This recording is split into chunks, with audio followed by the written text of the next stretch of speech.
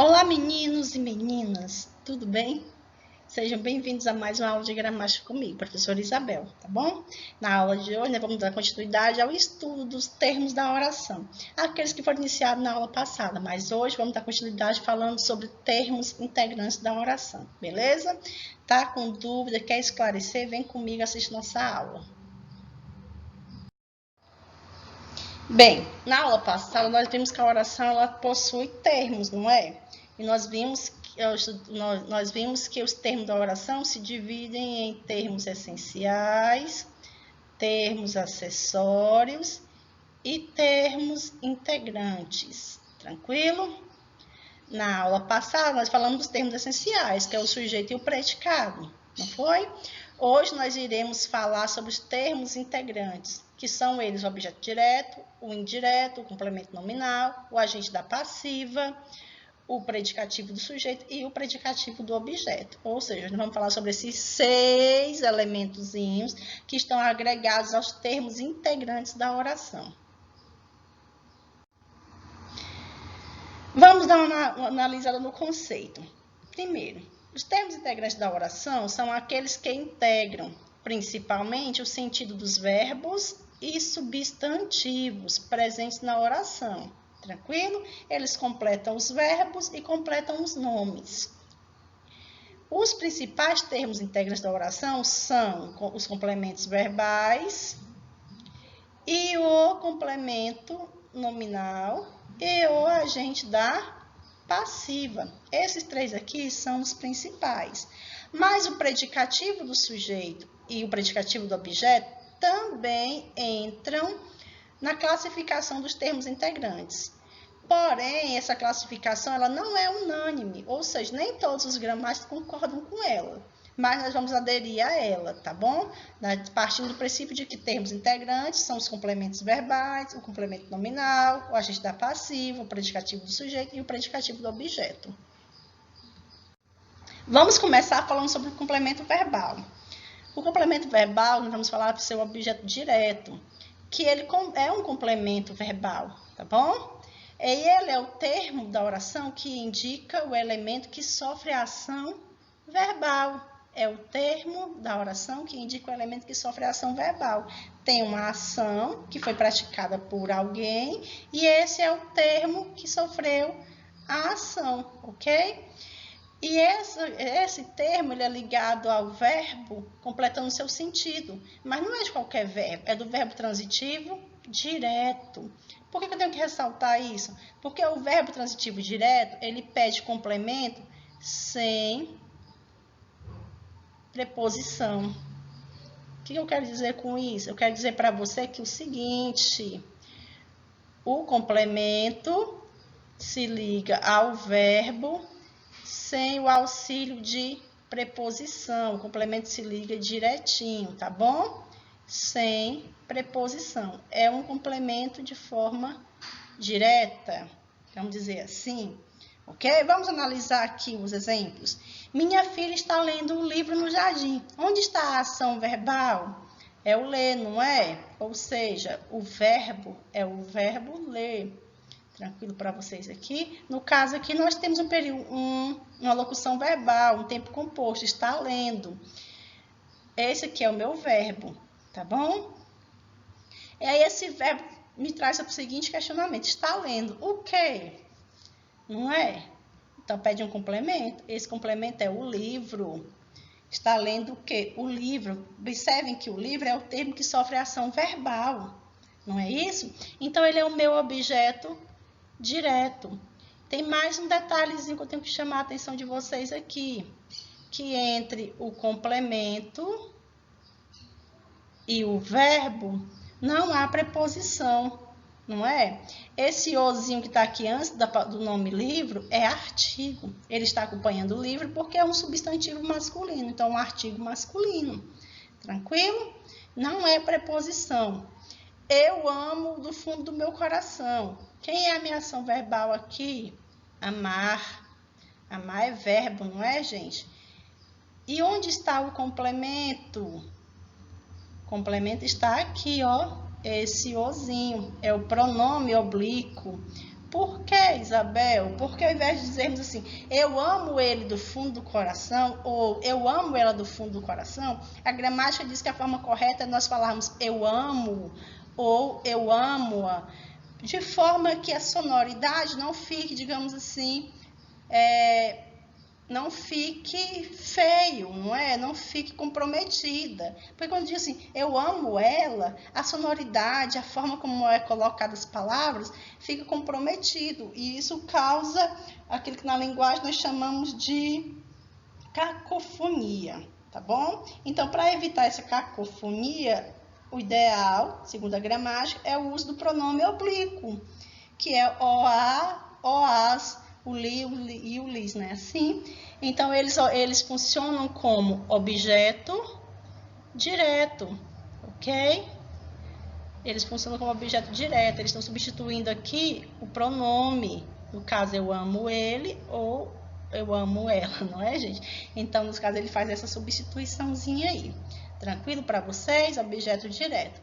Nunca experimentei essa receita. Onde está a minha ação verbal? Experimentei, experimentar. Eu nunca experimentei o quê? Cadê o complemento? Quem sofreu essa ação? Essa receita que é o meu complemento, tá bom? É o meu objeto direto, porque ele se liga ao verbo sem auxílio de preposição, ele se liga diretamente ao verbo. Tranquilo para vocês? Para você tirar essa dúvida, saber assim, se é uma preposição ou não, eu costumo dizer para vocês que o verbo transitivo direto, ele responde a perguntinha o quê? Né? Ele responde essa perguntinha aqui, ó. Eu amo o que, estou lendo o que, experimentei o que. A perguntinha, ela é iniciada sem preposição. Logo, o complemento é sem preposição.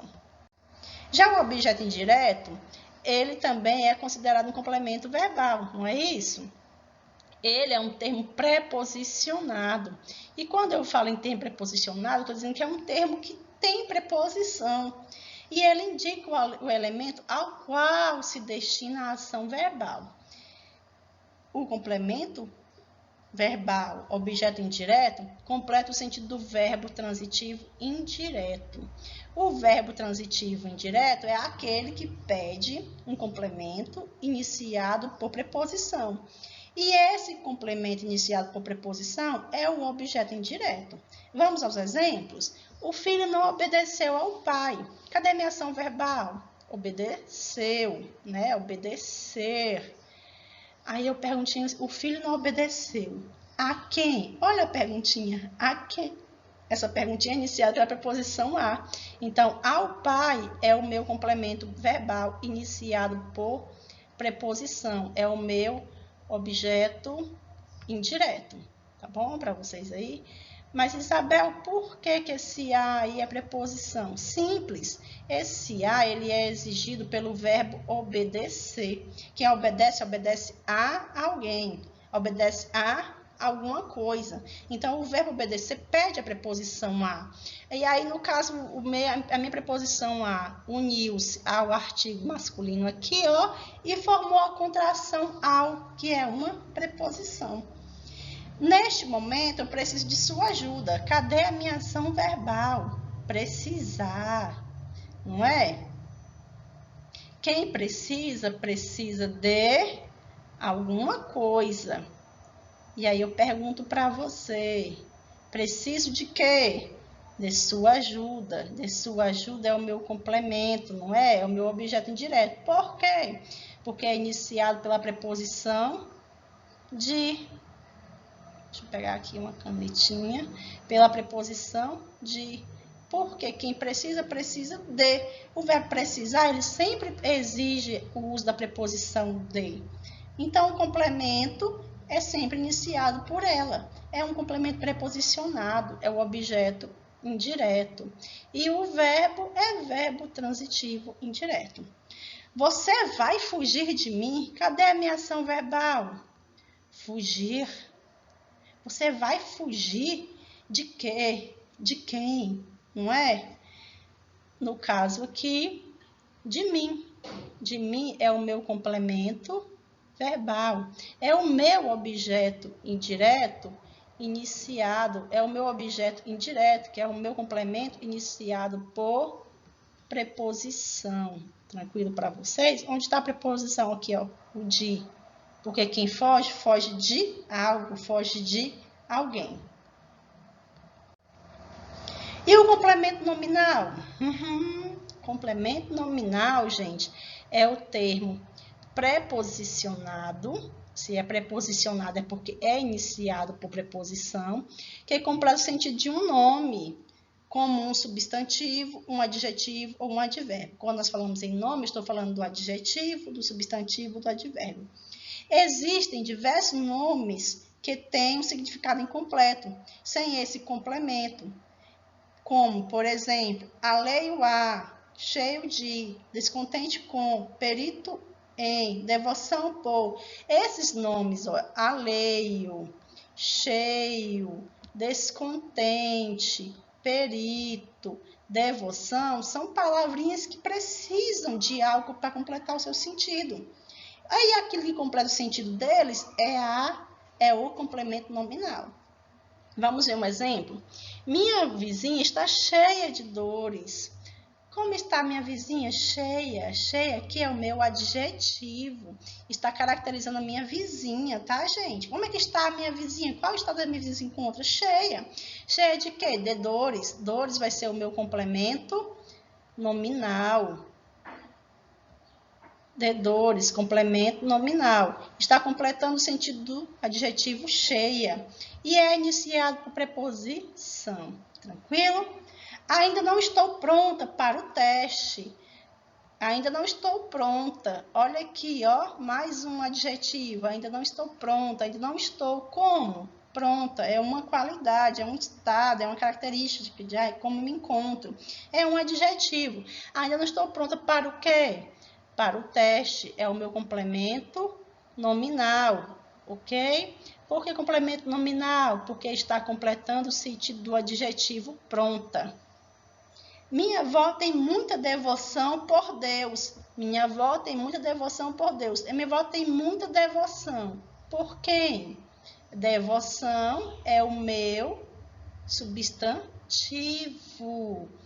Por Deus é o meu complemento nominal. Está completando o sentido do substantivo devoção. Quem tem devoção é devoção por algo, por alguém, ok? Então, o complemento nominal completa o sentido de um nome e ele é sempre iniciado por preposição. Aqui no caso, preposiçãozinha de, aqui no caso, a preposiçãozinha para e aqui no caso, a preposição por. Sempre iniciado por preposição. Não confundir complemento nominal com complemento verbal. O complemento verbal completa o sentido do verbo transitivo. E o complemento nominal completa o sentido de um nome, que pode ser um substantivo, um adjetivo ou um advérbio. E o agente da passiva? Para eu ter o agente da passiva, eu preciso ter o que? A voz passiva analítica. Porque o agente da passiva, ele só existe na voz passiva analítica. Tranquilo? Indica quem pratica a ação correspondente ao sujeito da voz. Por quê? Porque se é o agente da passiva, eu quero dizer para você que alguém praticou essa ação, não é? Que foi sofrida pelo sujeito. O sujeito sofre a ação que é praticada por alguém, que no caso é o agente da passiva. Ele também é preposicionado. Observe, o agente da passiva também é iniciado por preposição. Ok? E quais são elas? É o pelo, o pela, o pelos e pelas. Tranquilo para vocês? Porque o agente da passiva, ele sempre é introduzido pela preposição por. Mas claro que a preposição por pode sofrer alterações. E aí é o pelo, pela, pelos e pelas. Tranquilo? Vamos ver um exemplo. A apresentação foi realizada pela professora de filosofia. A apresentação foi realizada. Então, eu tenho uma ação que foi feita, não é? Que é a apresentação. Então, mas quem realizou essa apresentação? A professora de filosofia. Então, pela professora de filosofia é o agente da passiva. Tranquilo? Ele indica quem pratica a ação verbal. Não é assim? Todo o trabalho foi feito por mim. Todo o trabalho. Cadê minha ação verbal? Aqui, ó, foi feito. O trabalho foi realizado, o trabalho foi feito. Então, minha ação verbal é o foi feito. E quem é que praticou essa ação verbal? O por mim é o agente da passiva. Aquele que indica quem pratica a ação, não é? O paciente foi acompanhado pela enfermeira. Cadê a ação verbal aqui? Acompanhado. E quem foi que praticou essa ação de acompanhar? Pela enfermeira. É o meu agente da passiva. Então, eu costumo dizer que o agente da passiva é o cara que pratica a ação que corresponde à voz verbal, que corresponde ao sujeito da voz ativa. Porque se nós pensarmos assim, ó, o paciente foi acompanhado. Quem é o sujeito? É o paciente, não é? Mas ele foi acompanhado. E quem é que acompanhou esse paciente? É a enfermeira. Então, a enfermeira é o agente da passiva. Aquele que pratica a ação, não é? Que é sofrida pelo sujeito. Tranquilo para vocês?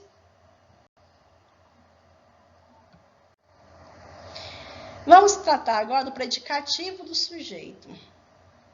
O predicativo do sujeito é o termo que atribui uma informação, uma característica, uma qualidade ou um estado ao sujeito.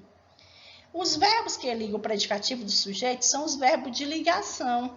Sempre que eu tiver um predicativo do sujeito, eu vou ter um verbo de ligação. E são eles o ser, o estar, o ficar, o continuar, o parecer, permanecer, andar, tornar-se e virar.